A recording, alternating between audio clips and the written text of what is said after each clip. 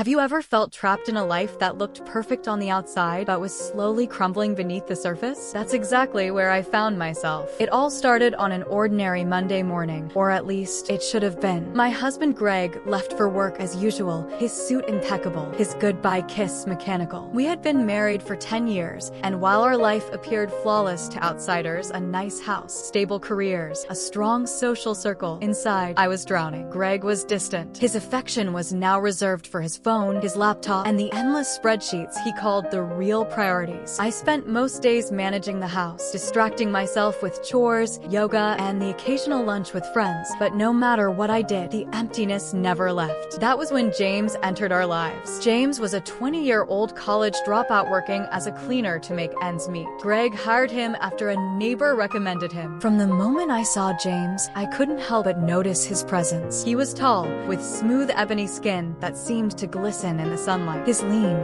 muscular build carried itself with quiet confidence. He was always polite, always professional, yet there was something about the way he moved that drew the eye. At first, I dismissed my curiosity. He was just the help, after all. But one afternoon, something happened that changed everything. I was walking past the guest bathroom, a laundry basket balanced on my hip, when the door swung open. Steam billowed out, and there he was, James, fresh out of the shower, a towel slung low around his waist. Water trickled down his chest, tracing the lines of his toned abdomen before disappearing into the towel. His skin gleamed, every inch of him radiant. My breath caught. I couldn't look away. He noticed me standing there, his eyes wide with surprise. "Oh, sorry, ma'am," he said, retreating back into the bathroom. I stumbled down the hall, my heart racing. That image lingered in my mind long after he disappeared. I tried to shake it off, telling myself it meant nothing, but it wasn't nothing. In the days that followed, I found myself stealing glances at James as he worked. I watched the way his muscles moved when he scrubbed the floors or carried heavy bags to the curb. He was meticulous in his tasks,